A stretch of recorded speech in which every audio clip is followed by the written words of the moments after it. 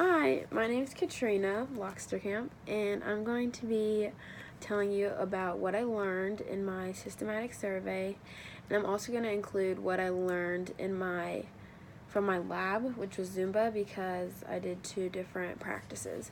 So in Zumba, when I first started, I didn't really know what to expect. Like, I knew Zumba was a dance class, but I didn't know like what like what the music was, what the dance was, like how fast it was. So after my first class, I discovered that it was it's like all pop and Latin American music with very high aerobic dancing. So your heart rate's definitely going. And I wear a Fitbit every day, and I was like, oh my gosh, I just went like 6,000 steps in a 45-minute class. It was crazy. So then I just kept doing it, and by the end of the first class, I was stepping all over my feet, did not know the moves, and my instructor was like a fourth-year dance major, so very good dancer, and like she didn't make the dances too hard, but definitely for a first timer, it was a little difficult. Then by the end of it, I like definitely picked up on all the routines, and I was like super excited when she would do a new song because I was like, oh, all new moves and all this stuff. So that was really exciting. And then when it came time to do my systematic survey, I was like, or when I was doing my lab portfolio, I was like struggling to find scientific research on Zumba because it's not like a new practice, but it's newer, and like not as many people research it and like perform studies on it because it's basically just a dance class.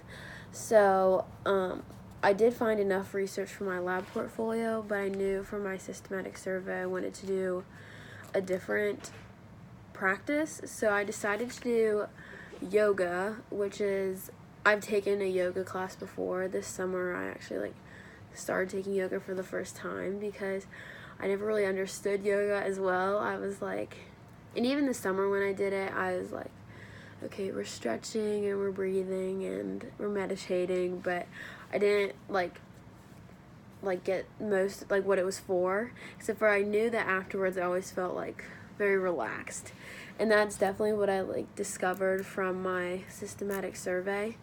So from all of my scientific literature, I found that the research I found was all very specific to a group of people. So in yoga, they tested a lot of patients and people with high stress.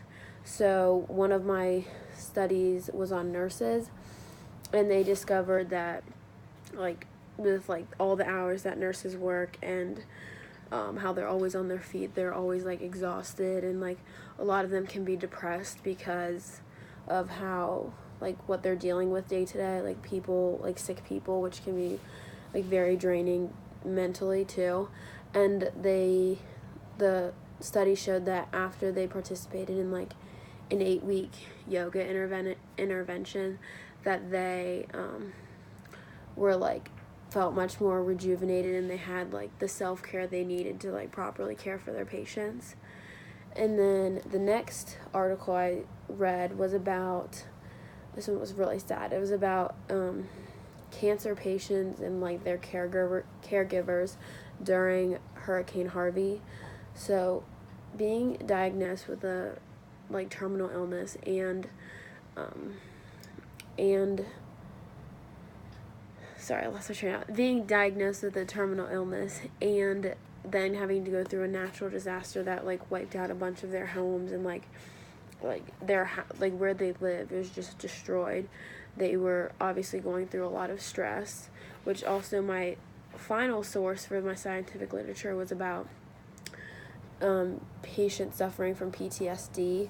So that could include veterans, also people that have experienced natural disasters or being diagnosed with a very serious illness.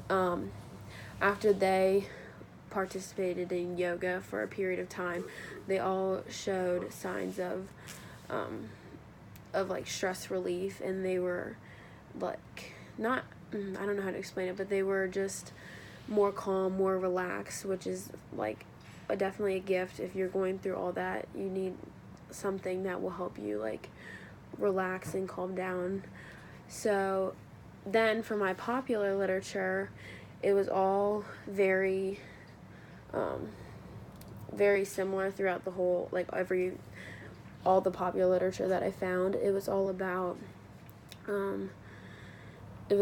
like the general benefits of yoga and what they can do to you physically more than mentally, because mentally you have to do more research, but physically you can take your own personal opinion, which was what a lot of my